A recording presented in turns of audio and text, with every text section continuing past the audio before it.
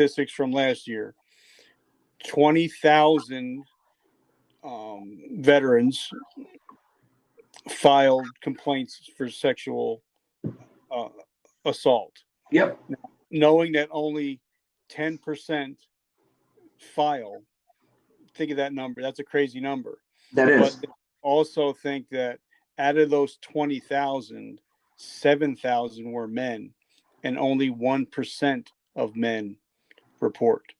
So now, how was it talking to a female veteran and getting their perspectives on PTS? So when I, some of the stories are mine and some were donated.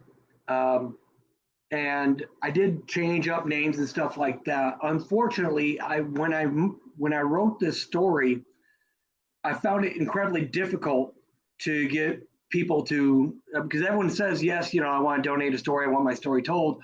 But I guess thinking about the story made them, anxious, whatever. And I didn't get as many as I wanted. That's why I don't have any stories from females. I do have a female actress that plays a veteran, and she tells a story that was actually donated to me by a male, but it has to deal with a child. And I realized when I was actually typing out the monologues that I had thought that if I get some stories from veterans, it won't be as bad as writing down one of my own.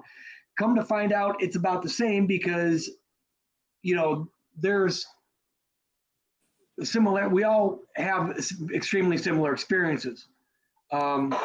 So I found out that it still bothered me just the same when I put it down on paper.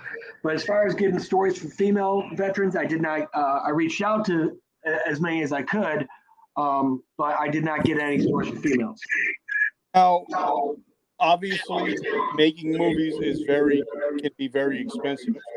So, did you pay for all this stuff yourself? Actually, I was able to raise $1,200, which was about half of what I needed.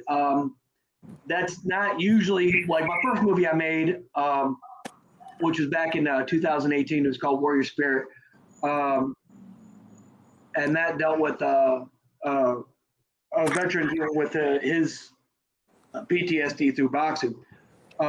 When there's a cool little twist at the end, but that cost about $10,000. I was able to